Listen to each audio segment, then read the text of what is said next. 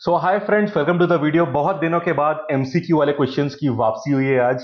तो मैंने इकोनॉमिक्स के वीडियोस की बहुत डिमांड आ रही थी, तो मैंने इकोनॉमिक्स के 10 सवाल लिए हैं। 10 बेहतरीन बढ़िया सवाल हैं और काफी रिलेवेंट और अच्छे लेवल के लगेंगे आपको। यूपीएससी प्रीलिम से कुछ सवाल, मतलब मैंने काफी रिसर्च करी प्रीवियस ईयर पेपर की और कोशिश करी है उस तरह के सवाल कुछ बनाए जाएं। फिर बैंक, एसएससी, एमबीए एंट्रेंस में भी काफी एग्जाम में आता है। फॉर एग्जाम्पल जैट में आता है। तो ऑलमोस्ट हर लेवल के एग्जाम को ध्यान में रखते हुए कोशिश करी गई है यहाँ पे। तो बढ़िया सवाल है। और फ्रेंड्स, एक्सप्लेनेशन भी दूंगा, आंसर भी बताऊंगा। पर आप एक्सप्लेनेशन का वेट मत करना, पहले आपको खुद चेक करना है कि आपकी तैयारी कैसी चल रही है। ठीक है? तो हर सवाल में सवाल पढ़ दूंगा, फिर 10 सेकंड दूंगा आपको।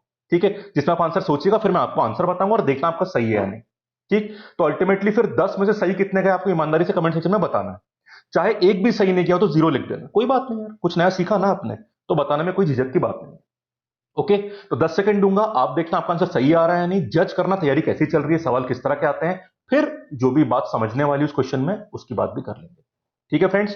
तो चलिए शुरू करते हैं 10 सवालों की इस कहानी को। पहले सवाल के साथ, क्वेश्चन नंबर 1। तो नेशनल सैंपल सर्वे की जो रिपोर्ट्स होती है, उस पर काफी सवाल आते हैं, खासकर यूपीएससी प्रीलिम में मुझे काफी सवाल दिखे उस तरह के। तो एक सवाल मैं आपके लाया हूं। सवाल देखिए। As per the NSS, NSS मतलब नेशनल सैंपल सर्वे 75, किसके ऊपर था sample survey? On key indicators of social consumption in India on health. So as per this report, किसके बारे में रिपोर्ट थी? Key indicators of social consumption in India, health के ऊपर, ऑन हेल्थ। ठीक है? सवाल यह है, which health care provider had highest percentage share in providing element in urban areas. तो अर्बन एरियाज में जो हेल्थ केयर फैसिलिटीज प्रोवाइड करी जा रही है, उसमें out of various health providers highest percentage किसका है? ऑप्शन देख लीजिए। ए ऑप्शन क्या है? गवर्नमेंट या public hospital. B option private hospital. C option charitable या जो एनजीओ हॉस्पिटल्स होते हैं। And D option is private doctors in private clinic. ठीक है? ये चार ऑप्शन है, मैं 10 सेकंड दे रहा हूं, सोचिए फिर आंसर बताऊंगा। ये चारों सर्विस प्रोवाइडर्स हैं, आपको बताना है कि हाईएस्ट परसेंटेज किसका है सर्विस प्रोवाइड करने में। और मैं अर्बन एरियाज की बात कर रहा हूं। ठीक है? रूरल और अर्बन में दोनों में फर्क हो सकता है, हमें अर्बन का बताना है। गेस करिए।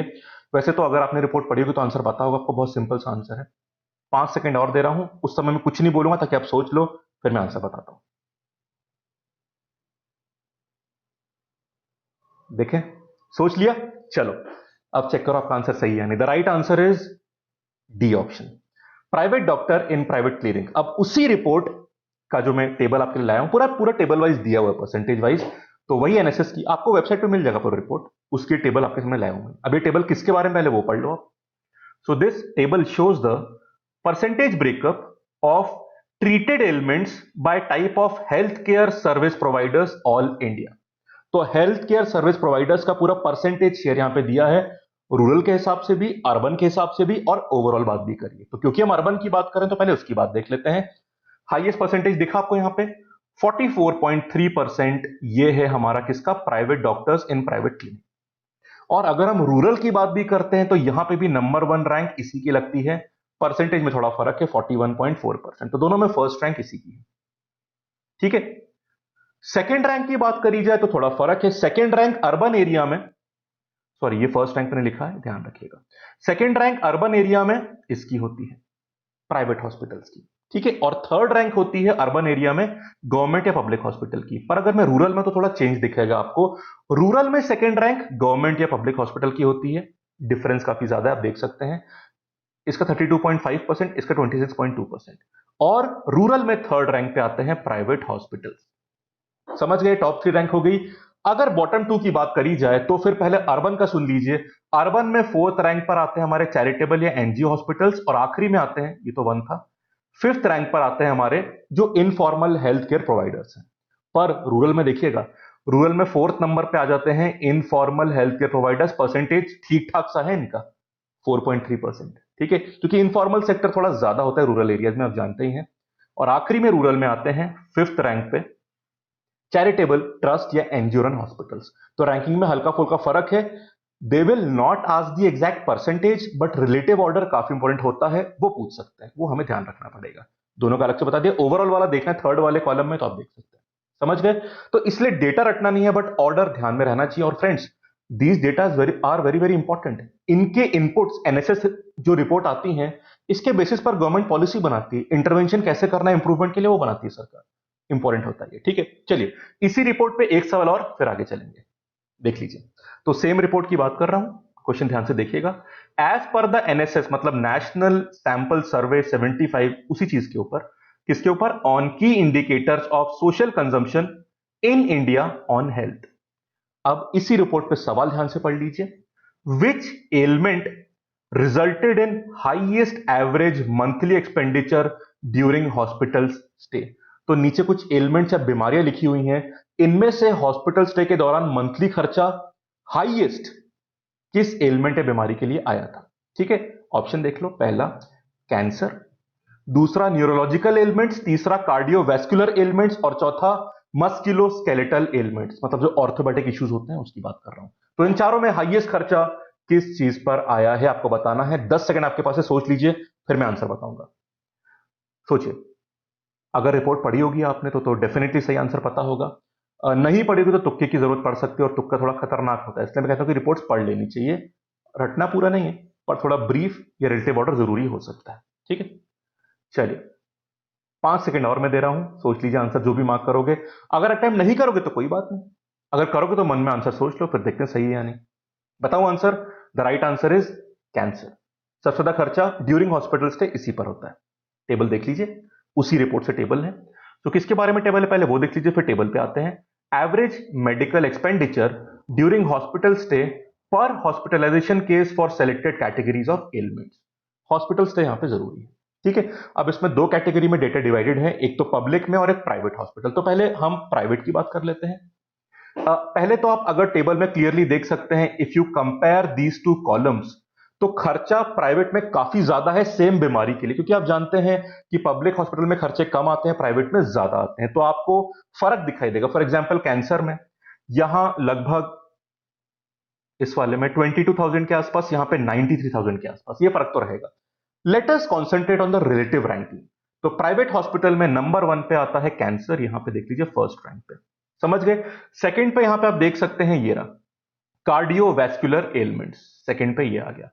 थर्ड पे आप देख सकते हैं ये रहा थर्ड, मतलब कि ये मस्कुलोस्केलेटल एलिमेंट्स। और फोर्थ पे आता है यहां पे आपका ये वाला, मतलब कि साइकैट्रिक या न्यूरोलॉजिकल एलिमेंट्स। ये तो ऑर्डर हो गया आपका, उसके बाद बाकी आपके सामने आ जाते हैं। ये प्राइवेट का हो गया। पब्लिक में देखिए थोड़ा फर्क आएगा, यहां फर्स्ट पे कैंसर है, सेकंड पे यहां पे ये ऑर्डर सेम चलेगा मुझे लगता है, सेम मतलब उसी ऑर्डर में दिया हुआ है। सेकंड पे यहां पे न्यूरोलॉजिकल वाला इशू आ जाएगा एलिमेंट्स, थर्ड पे आप देख सकते हैं कार्डियोवैस्कुलर, और फोर्थ पे यहां पे मस्कुलोस्केलेटल एलिमेंट्स। तो यहां पे you do not have to memorise these expenditures, but you do have to recall और memorise the relative order, that is very very important. और आप देख रहे हैं रिलेटिव ऑर्डर में फर्क है हल्का फुल्का। तो बस इसलिए मैं कहता हूं डेटा रटो मत, उससे एनालिटिकल पार्ट या रिसर्च पार्ट निकालो कि इससे क्या पूछ सकता है, उतना। बाकी रटने वाला काम नहीं करना है यहां पे। समझ गया आंसर? गुड। चलिए तो ये टेबल की बात होगी, उस रिपोर्ट की आगे चलते हैं। एफआरबीएम बड़ा ही फेमस एक्ट है ये, इकोनॉमिक्स वाली फील्ड में। सवाल देख लीजिए पहले। सो एफआरबीएम एक्ट का मतलब क्या होता है? 2003 में एक्ट पास हुआ था और अप्लाई 2004 में हुआ था। एक्ट का फुल फॉर्म देख लीजिए, fiscal responsibility and budget management act. Fiscal responsibility and budget management act 2003 का एक्ट है, पर इस एक्ट का रिव्यू करने के लिए 2016 में कमेटी बनी थी, जिसने 2017 में अपनी रिपोर्ट सबमिट करी थी for reviewing the FRBM act. आपको यह बताना है कि उस कमेटी के चेयरमैन कौन थे। Very important name. So who was the chairman of the committee form to review the FRBM act 2003? Full form बता दी मैंने आपको, ठीक है। बताओ, ये सारी वैसे कमेटी के हेड्स के नाम है, कोई ना कोई कमेटी के चेयरमैन के नाम है। आपको इस वाली कमेटी का बनाना है जो एफआरबीएम कमेटी 2016 में बनी, ठीक है। You have 10 seconds, time start हो चुका है, जल्दी सोचिए फिर मैं आंसर बताऊंगा। वैसे इन क्वेश्चंस में या तो आंसर पता है या नहीं पता है आपको। इसमें तुक्का क्या मारोगे आप? क्या मतलब, क्या तुक्का मार सकते हो कि हाँ अभिजीत सेन लग रहा है? भाई दे आर पर्सन्स, जो कमेटी है कोई नाम देख के थोड़ी नहीं कमेटी बनती है, इसलिए पता होना चाहिए। बहुत फेमस कमेटी है, वेरी श्योर ये पता हो कई लोगों को। थोड़ी उम्मीद ज्यादा है इस क्वेश्चन से। 5 सेकंड और दे रहा हूं आपको, सोच लो। कई लोग तो अपने दिमाग में सही आंसर सोच चुके होंगे, इस क्वेश्चन से उम्मीद ज्यादा है मुझे, ठीक है। सोच लिया? बताओ आंसर, 2 सेकंड और ले लो, चलो देखें, देखना सही है या नहीं। The right answer is NK Singh. NK Singh committee was made on the FRBM for reviewing the FRBM Act 2003 कब बनी थी कमेटी? 2016। और सबमिट कब करी रिपोर्ट? 2017 में, 2017 में। फोटो देख लीजिए पहले, ठीक। अब फ्रेंड्स एक जरूरी बात देख लीजिए, फुल फॉर्म देख लेना आपने इसका पूरा एक्ट का। थोड़ा बेसिक बताना, मैं इस एक्ट के ऊपर एक पूरा वीडियो अलग से बनाऊंगा, बट थोड़ा बेसिक्स की बात कर रहे थे, डिटेल में बात नहीं करेंगे, ठीक है। सो एक्ट क्लियर है? वैसे नाम से ही क्लियर है कि एक्ट क्या चाहता है। Fiscal responsibility and budget management act. तो जितने भी फिस्कल एक्शंस हैं उसमें एक इंस्टीट्यूशनलाइज करना चीजों को, एक स्ट्रक्चर देना, ये पर्पस था इस एक्ट का। एक फिस्कल प्रूडेंस आ सके सरकार में। तो इसने काफी फिस्कल डेफिसिट, रेवेन्यू डेफिसिट के टारगेट दिए थे। एक फ्रीडम दी थी रिजर्व बैंक को ताकि वो इन्फ्लेशन मैनेज कर सके, ठीक। तो एक तरह से फिस्कल डिसिप्लिन या प्रूडेंस के लिए ये एक्ट आया था। समझ गए?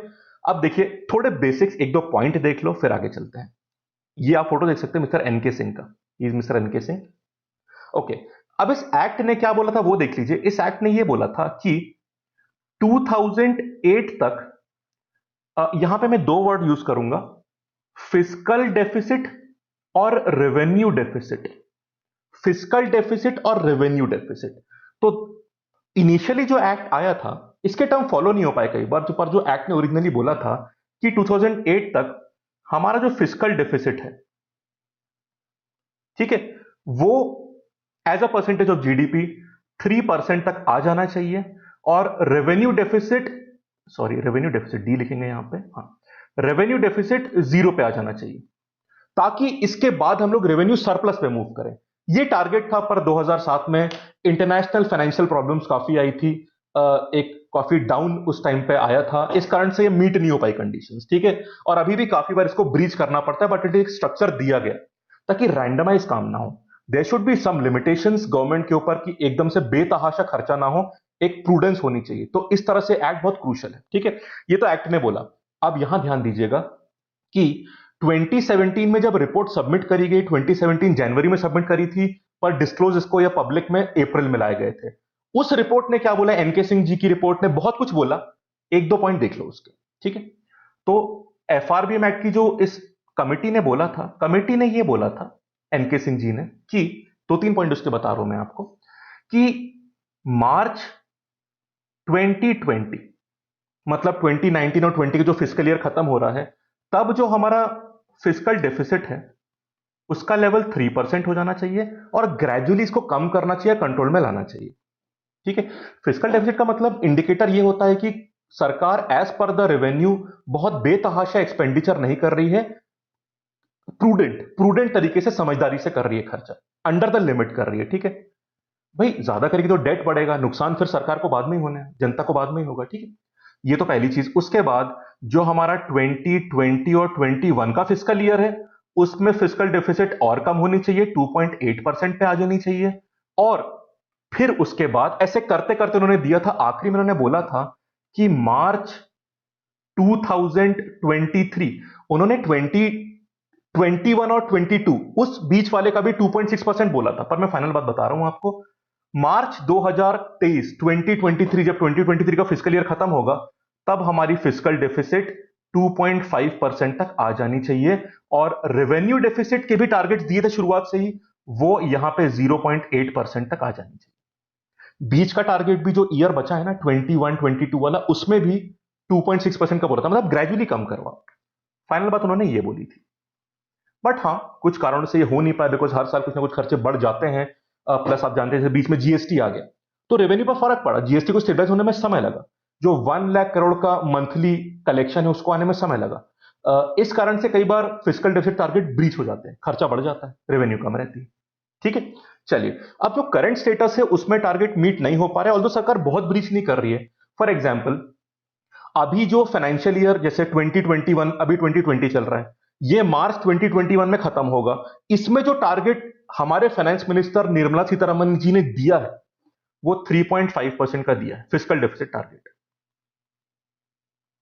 फिस्कल डेफिसिट टारगेट 3.5% की बात करी गई है। अभी जो 2021 में मार्च में खत्म होगा, उस करंट ईयर की बात चल रही है, ठीक है। तो देखिए, पर प्रॉब्लम ये आ गई कि आप जानते हैं कि it's a lockdown phase, Covid 19 की प्रॉब्लम चल रही, तो मुझे लगता है इसमें रेवेन्यू कलेक्शन तो काफी कम होगा सरकार का। खर्चे बढ़ रहे हैं, बहुत ज्यादा बढ़ेंगे इस टाइम पे, बिकॉज सोशल वेलफेयर के खर्चे ज्यादा करने पड़ रहे हैं। आत्मनिर्भर स्कीम के हिसाब से भी काफी खर्चों की बात करी गई है। तो आई फील कि फिजिकल डेफिसिट टारगेट मीट करना मुश्किल हो सकता है, थोड़ा ब्रीच होगा। कितना होता है उसकी बात करेंगे, ठीक है फ्रेंड्स। तो ये एक मोटा मोटा कहानी है एफआरबीएम एक्ट के बारे में, एनके सिंह कमेटी के बारे में और करंट स्टेटस के बारे में। बाकी एफआरबीएम एक्ट और कमेटी के बारे में मैं अलग से पूरा वीडियो बना दूंगा, पर अभी की जानकारी काफी। समझ गए? चलिए आगे चलते हैं। बड़ा बेहतरीन interesting question, which one of the following links all the ATMs in India. ठीक है, ये यूपीएससी का सवाल मैं लाया हूं आपके लिए, बहुत अच्छा सवाल है ये। ठीक है, 8 9 सवाल मैंने अपने आप से बनाए, बट कुछ सवाल मैं एक्चुअली आपको दिखाना चाहता हूं कि सवाल किस तरह से आते हैं यूपीएससी वगैरह में। बहुत सिंपलिस्टिक सवाल आते हैं, बहुत इंटरेस्टिंग और लॉजिकल सवाल है। तो बताइए, हमारे हिंदुस्तान में इतने सारे एटीएम्स और लिंक्ड हैं आपस में, इन्हें कौन लिंक करता है? So which one of the following links all the ATMs in India, ये आपको बताना है। गेस करो आंसर, मैं आपको दे रहा हूं 7 से 8 सेकंड्स दे रहा हूं, गेस दी आंसर्स। देखो, प्रोबेबिलिटी के नाम पे सब कुछ दिख रहे हैं कि आईबीए भी हो सकता है, Indian bank association, reserve bank भी हो सकता है, एनएसडीएल भी हो सकता है और एनपीसीआई भी हो सकता है। सोचिए, 5 सेकंड और दे रहा हूं। हमारे इंडिया में सारे एटीएम्स लिंक्ड हैं, इनको कौन लिंक करता है? इनकी इंटरलिंकिंग किसकी जिम्मेदारी है? ठीक है, ये आपको बताना है। रोल सबका होता है, आरबीआई वगैरह सब लोग इन्वॉल्व रहेंगे, पर मेन जिम्मेदारी किसकी है इंटरलिंकिंग की, आपको बताना है। यू हैव 3 4 सेकंड्स मोर। सोचिए, देखते सही आंसर बता पाते हैं नहीं। ये एक्चुअल सवाल है यूपीएससी का, तो देख लो आप यूपीएससी के लेवल तक तैयारी हो पाई या नहीं हो पाई आपकी। वैसे जो फर्स्ट क्वेश्चन एनएसएस वाला था ना, वो यूपीएससी का नहीं था, पर ऐसी रिपोर्ट्स पे क्वेश्चन आ चुका है, तो वहीं से इंस्पायर होकर मैंने काफी रिपोर्ट्स और पढ़ी, तो क्वेश्चन बनाया आपके लिए। ठीक है, चलो बताओ आंसर, सोच लिया? 2 सेकंड और ले लो, चलो दिए आपको 2 सेकंड और। वैसे यूपीएससी प्रीलिम का जो जीएस का पेपर होता है ना, उसमें समय कमी नहीं पड़ती। सीसेट में कमी पड़ सकती है, पर उसमें समय कमी नहीं पड़ती, क्योंकि ऑब्जेक्टिव सवाल है सारे, या तो आता है नहीं आता। तो अगर आता है तो बहुत जल्दी जल्दी काम होता रहता है, ऐसा नहीं कि बिल्कुल आराम से बैठे हुआ, बट फिर भी बहुत समय कमी नहीं पड़ती। बताओ answer. The right answer is, देखिएगा सही है या नहीं आपका, C option, NPCI is the right answer, national payment corporation of India. अब इस सवाल में एक बहुत इंपॉर्टेंट कॉन्सेप्ट छुपा हुआ है, आंसर तो देख लिया आपने, इसे बताने के लिए मैं आपको इसकी वेबसाइट पर लेके जाता हूं। मुझे बस आधा मिनट दे दीजिए, मैं इसको, वेबसाइट ओरिजिनली मैंने सर्च करी थी पूरी इसकी, ये रही वेबसाइट। बहुत बेहतरीन एक कॉन्सेप्ट है, यहां पे ध्यान से देखिएगा। वेबसाइट देख लिया आपने, ये एनपीसीआई देख रहे हो, national payment corporation of India. अब ध्यान रखिएगा फ्रेंड्स, इस पूरी स्कीम, ये जो इंटरलिंकिंग, इसे पता है क्या बोलते हैं? National financial switch, NFS. ये जो वर्ड आप देख रहे हैं, ये NFS, national financial switch. What is national financial switch? ये जो इंटरलिंक पूरा नेटवर्क एटीएम है, इसको बोलते हैं नेशनल फाइनेंशियल स्विच, एनएफएस। ठीक है, so NFS is the ATM network. कितने मेंबर है? 37 members, and it connects about 50,000 ATMs. अब यहां ध्यान दीजिएगा, ये एनएफएस किसने बनाया था? ये एनएफएस बनाया था इन्होंने, IDRBT ने। फुल फॉर्म देख लो, institute for development and research in banking technology. और एक कब बना था? 2004 में।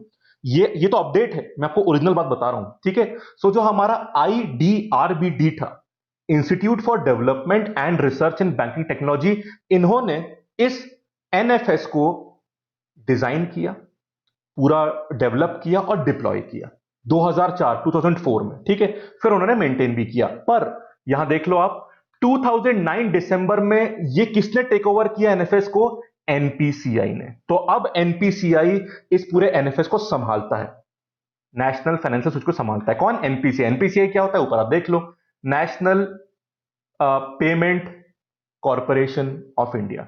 वैसे इंडिया में जितने भी रिटेल पेमेंट्स होते हैं ना, उनको एनपीसीआई की जिम्मेदारी होती है। ठीक है, समझ गए बात? इस तरह से एक बात और ध्यान रखिएगा, 2004 में तो समझ गए ना, एनपीसीआई ने बनाया नहीं है, बनाया किसने था? आईडीआरबी टीम। ठीक है, 2004 2009 में एनपीसीआई ने टेक ओवर किया। इसको बनाने में इंडियन बैंक एसोसिएशन, आरबीआई का भी सपोर्ट और सुपरविजन था, पर मेन जिम्मेदारी इनकी थी। ठीक है, अब ये टेक ओवर कर दिया है, बाकी पूरा देख सकते हैं आप, इसमें बहुत सारे मेंबर्स हैं। As on 30 April 20 there were 1151 members, that includes direct members, sub members, RRBs, WLAO. What is WLAO? White label ATM operators. White label ATM operators मतलब ऐसे एटीएम्स जो हमारी नॉन बैंकिंग एंटिटीज जब किसी एटीएम को बना के ऑपरेट करते तो उसको बोलते हैं white label ATM operator, which are run by non banking entities. जो भी पर्सन है, कस्टमर है ना, उसके पास जो भी तरह का डेबिट या क्रेडिट कार्ड है, उस टाइप के हिसाब से WLAOs बनाते हैं अपना एटीएम, ठीक है।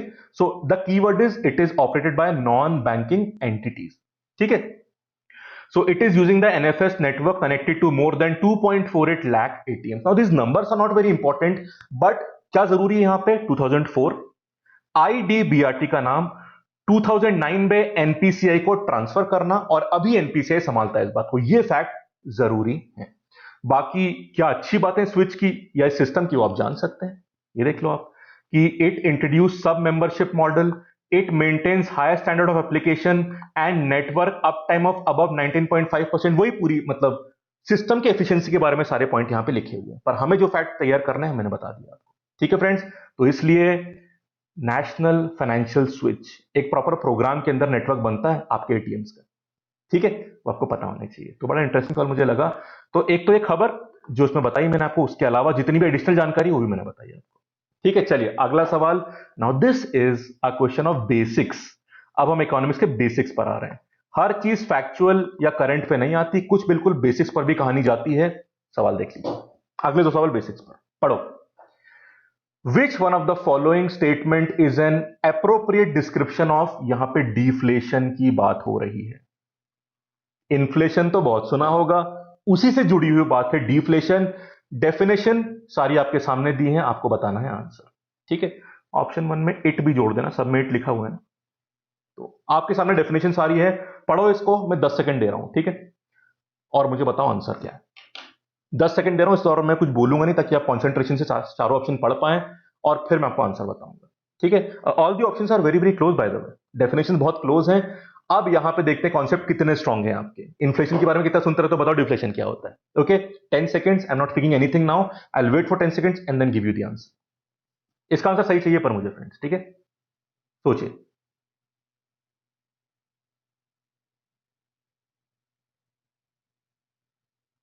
सारे ऑप्शन ध्यान से पढ़िए और कंफ्यूज मत होइए, क्योंकि बहुत सिंपल सा मतलब होता है। जितने सवाल भी इकोनॉमिक्स में फैक्चुअल वाले आते हैं बड़े सिंपल से आते हैं, घुमाने के लिए ऑप्शन देता रहेगा, पर अगर कॉन्सेप्ट क्लियर है तो आप एकदम से स्ट्राइक कर जाओगे 2 सेकंड के अंदर कि हाँ भाई यही है, बाकी का तो सोचना भी नहीं है हमको, ठीक है। 5 सेकंड और फ्रेंड्स सोचिए, 5 सेकंड और है आपके पास, और इससे भाई इस क्वेश्चन से उम्मीद ज्यादा है, इसमें गलती नहीं होनी चाहिए, ठीक है। बताओ आंसर, 2 सेकंड और ले लो, चलो। इस क्वेश्चन में गलती नहीं चाहिए, कॉन्सेप्चुअल बेसिक्स वाला क्वेश्चन है, बताओ आंसर। चलो देखिए आपका आंसर सही है या नहीं। The right answer is C option. It is the persistent fall in the general price level of goods and services। Inflation या डिफ्लेशन सिर्फ एक बात से मतलब रखता है, प्राइस लेवल। जब प्राइस लेवल ऊपर जाती रहती है तो उसको इन्फ्लेशन बोलते हैं, और जब प्राइस लेवल नीचे जाती रहती है तो उसको हम क्या बोलते हैं, डिफ्लेशन। किसकी price level, goods and services. बाकी करेंसी, रिसेशन, उसके बाद रेट ऑफ, अब ये सवाल कई लोग सी और डी ऑप्शन में कंफ्यूज होते हैं। डी ऑप्शन देखो, it is a fall in the rate of inflation over a period of time, कि मतलब इन्फ्लेशन तो हो रहा है, उसका रेट कम हो रहा है। नहीं, जब प्राइस लेवल नीचे गिरेंगे, जब हम नेगेटिव जोन में जाएंगे तो उसको बोलते हैं डिफ्लेशन। तो डी से कंफ्यूज मत करना, समझ गए। अगर इस ऑप्शन में मैं इंक्रीज कर दूं तो यही डेफिनेशन इन्फ्लेशन की बन जाएगी, ठीक। तो this is the key word, price level. Confuse बिल्कुल नहीं होना है हमको, सिंपल है पूरी इकोनॉमिक्स की कहानी, समझ गए। चलो फ्रेंड्स एक डेफिनेशन और, this is a definition of economics की फील्ड से ही है, बट फाइनेंशियल मार्केट से लाए हुए चीज आपके लिए, जो आप कई बार शेयर मार्केट में सुनते रहते होंगे, या जनरली सिर्फ शेयर मार्केट की बात नहीं, फाइनेंशियल इन्वेस्टमेंट की बात है। 2 शब्द होते हैं फ्रेंड्स, उसमें से एक शब्द का मतलब पूछे, दूसरा मैं बताऊंगा आपको, बुलिश। बुलिश, इसके दूसरे शब्द का क्वेश्चन जो है ना एग्जाम में आ चुका है यूपीएससी प्रीलिम में, उसका मैं आपके लिए दूसरा वर्ड लाया हूं, सिमिलर है पर उल्टा मतलब है इसका। बताओ बुलिश शब्द का मतलब क्या होता है, बुलिश शब्द का मतलब, बड़ा इंटरेस्टिंग मतलब है, बहुत इंपॉर्टेंट मतलब है। ऑप्शन सारे आपके सामने हैं, ये देख सकते हैं। थोड़ा छोटा करूं तो क्या आप ऑप्शन पढ़ पाऊं। 10 सेकंड दे रहा हूं फ्रेंड्स, जल्दी से पढ़ो, आंसर चाहिए मुझे, इसका भी सही होना चाहिए, कॉन्सेप्चुअल सवाल है, जल्दी पढ़ो। फिर 4 सवाल और फिर कहानी खत्म करेंगे। Just 10 second for you, read the options and tell me the answer.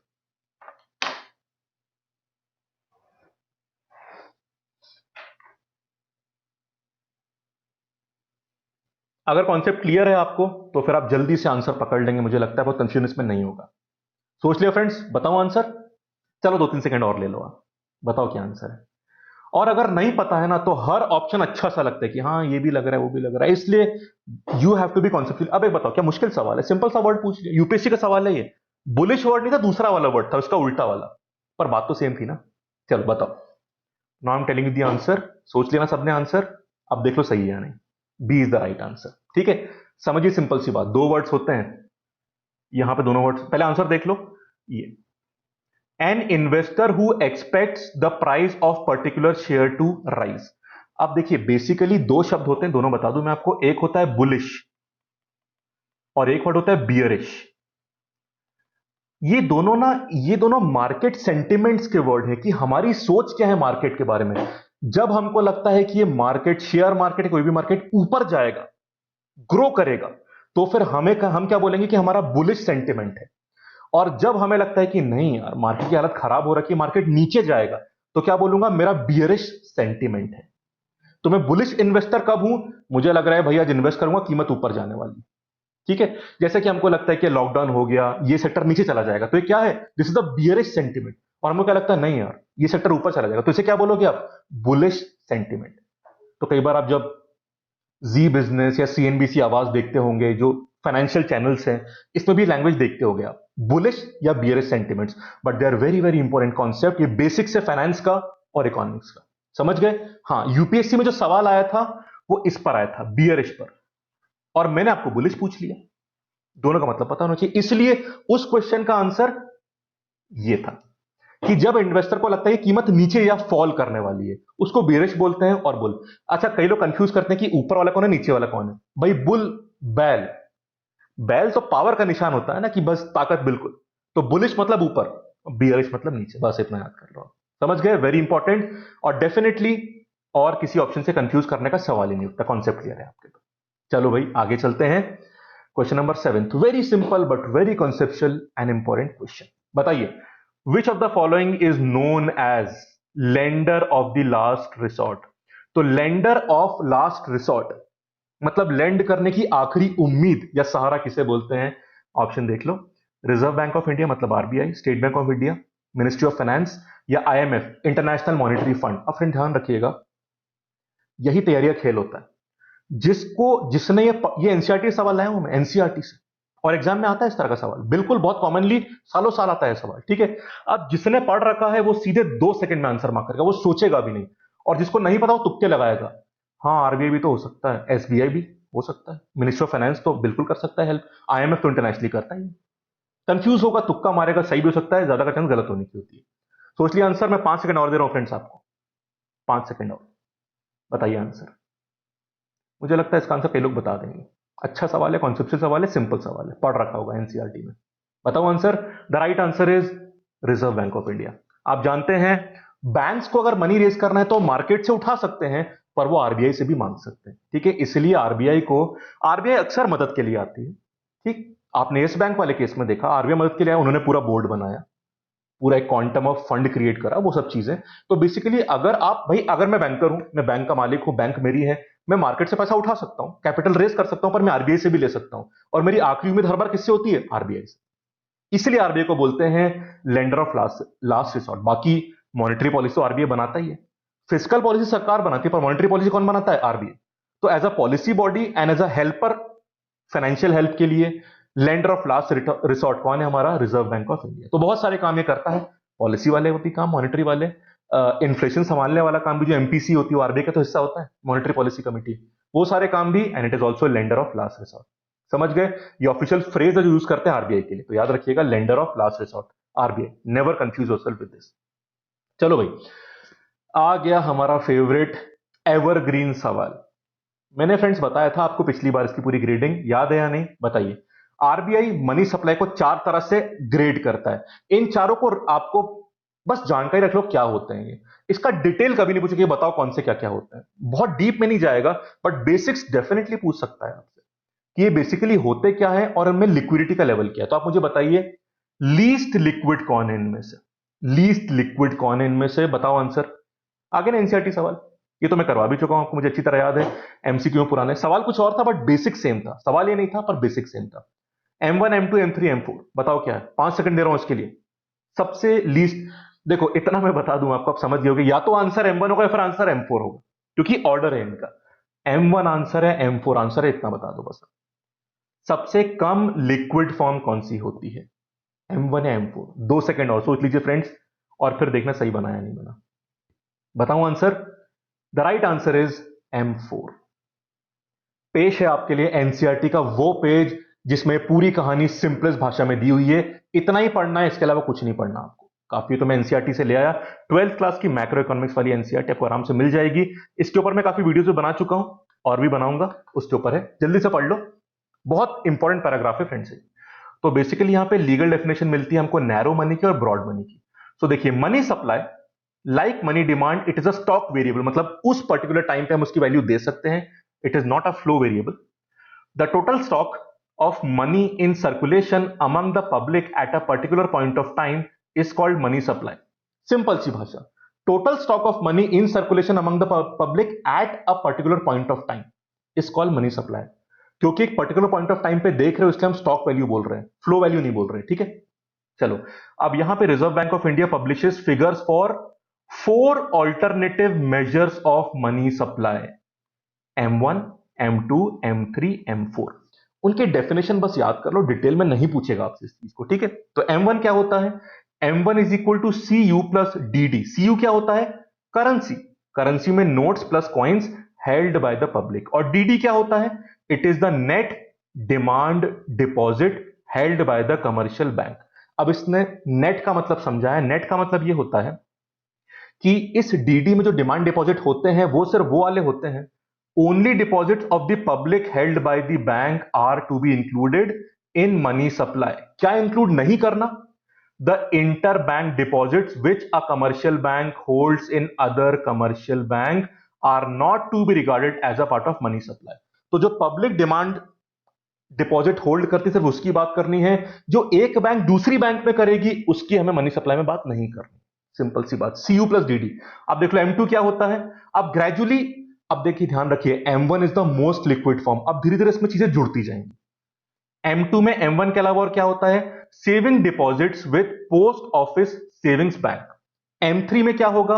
M1 में क्या ऐड करोगे आप? Net time deposit of commercial bank. Demand deposit तो आपने M1 में लिया था, अब अगर आप कमर्शियल बैंक के नेट टाइम डिपॉजिट लेते हो तो फिर M3 बन जाएगा। और आखिरी कैटेगरी होती है M4। उसमें आप M3 में क्या ऐड करते हो? Total deposit with post office saving organization. तो इसके सेविंग वाले तो पहले ऐड कर चुके आप M2 में, यहां पे इधर देख लो, बाकी और ऐड कर दिया आपने। पर इसमें एक्सक्लूड क्या होता है? जो आपके नेशनल सेविंग सर्टिफिकेट है उसको नहीं गिनते। बस इतनी डेफिनेशन आप देख लो, इससे डीप में नहीं पूछेगा आपसे। आप इनके ऑर्डर देख लो। M1 एंड M2 जो पहले दो हैं हमारे, इनको बोलते हैं नैरो मनी, और M3 एंड M4 को बोलते हैं ब्रॉड मनी, ठीक है। इनका ऑर्डर डिक्रीजिंग ऑर्डर है लिक्विडिटी का, मतलब अवेलेबिलिटी कितना जल्दी पैसा आपके आप पास आ सकता है। M1 सबसे जल्दी, M4 सबसे लेट, ठीक है, ये बात है। अब M1 क्या होता है? बेसिकली देखो, मान लो मेरे पास प्रॉपर्टी है, पैसा तो उसमें भी है। और दूसरा आप देख लीजिए, जैसे मेरे पास FD है, फिक्स डिपॉजिट है, या फिर मेरे पास सेविंग अकाउंट में पैसा है। ज्यादा आसानी से कौन सा निकाला जा सकता है? सेविंग अकाउंट, वो मेरी इमीडिएट लिक्विडिटी है, ठीक, कि बस मैं बैंक पे आके पैसा निकाल सकता हूं। उसी तरह से ग्रेडिंग करिए। फॉर एग्जाम्पल, जो मेरे पास डिपॉजिट्स होते हैं, saving deposit post office bank में, पैसा तो वो भी है मेरे पास, पर बेटर है सेविंग अकाउंट जो मैंने बैंक में खोल के रखा है। तो इस तरह से ग्रेडिंग करते हैं।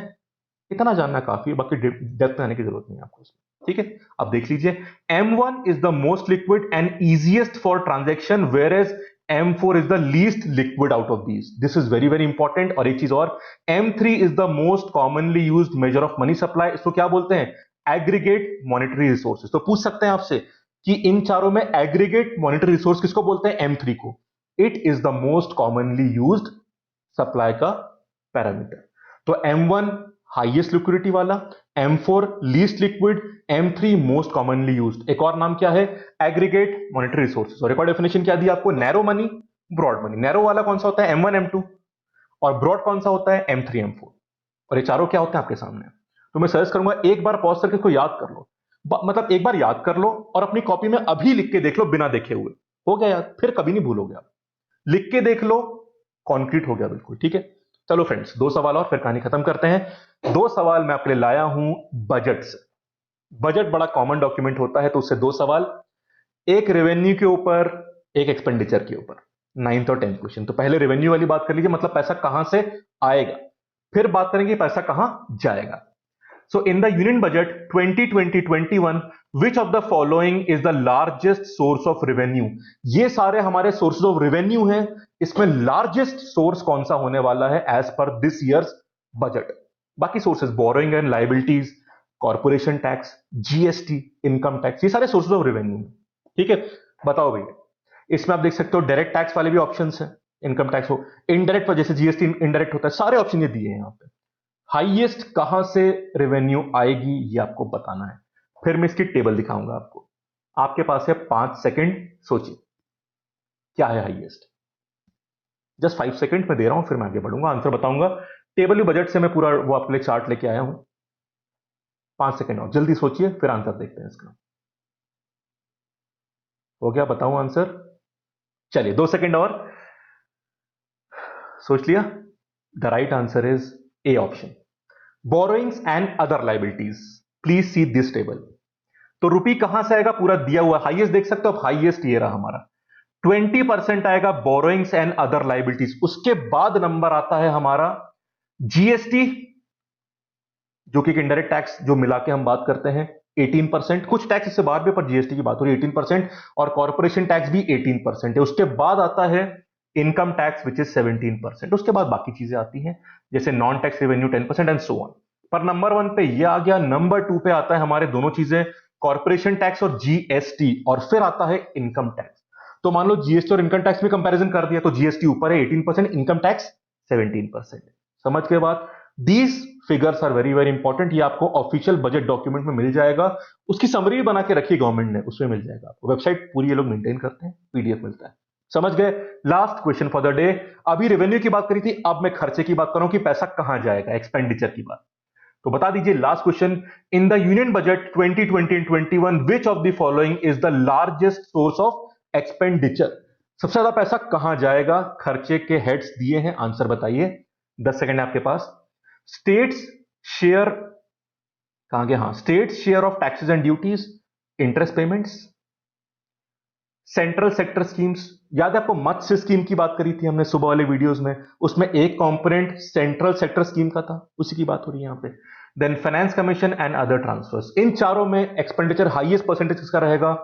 ए ऑप्शन इज द आंसर। मतलब states share of taxes and duties, data आपके सामने है।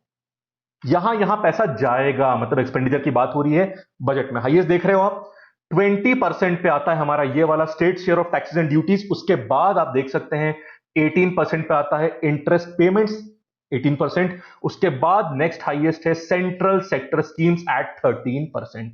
उसके बाद बाकी आप देख सकते हैं 10% पे finance commission and other transfer है, और अदर एक्सपेंडिचर भी 10% पे है। बाकी डिफेंस का 8% है, सब्सिडी 6%, सेंट्रली स्पॉन्सर्ड स्कीम्स जो होती है 9%, और पेंशन 6%। समझ गए फ्रेंड्स? सेंट्रल सेक्टर स्कीम्स और सेंट्रली स्पॉन्सर्ड स्कीम का डिफरेंस भी मैंने बताया था आपको जब हम मत्स्य स्कीम की बात कर रहे थे, कि दोनों में अंतर किस तरह से परसेंटेज डिफरेंस होता है। उसमें भी नॉर्थ ईस्ट स्टेट्स के लिए थोड़ा अलग परसेंटेज, उसमें सेंटर ज्यादा कंट्रीब्यूट करता है, बाकी स्टेट में कम करता है। फॉर एग्जांपल नॉर्थ ईस्ट वाले स्टेट में 90% सेंटर करता है और 10% वो स्टेट करता है। वो हम कहानी हमने सुबह के वीडियो में डिस्कस करी थी, शायद 2 दिन पहले करी होगी। क्लियर है बात? तो फ्रेंड्स ये थे 10 सवाल इकोनॉमिक्स के। आप कितने सही गए ईमानदारी से कमेंट करना। आप 0 भी गए कोई बात नहीं यार, नया सीखा ना आपने, सीखने को मिला ना, बस। क्वेश्चन आते रहेंगे, आप नई चीजें सीखते रहेंगे। वीडियो कैसा लगा फ्रेंड्स, फीडबैक में बताना। आप कमेंट जरूर करेगा, आपके कमेंट बहुत इंकरेज करते हैं, और वीडियो लाइक भी कर देना। ठीक है फ्रेंड्स, और चैनल सब्सक्राइब कर देना। और फ्रेंड्स हिस्ट्री का वीडियो जिसमें हम वेलेस्ली की बात करेंगे, वो बस आने वाला है कुछ घंटों में, उसको देखना मत भूलना। हिस्ट्री की पूरी सीरीज बना रहा हूं, फॉलो करेगा पूरे वीडियो। ठीक है, चलिए मिलते हैं फिर। Thank you, have a nice day.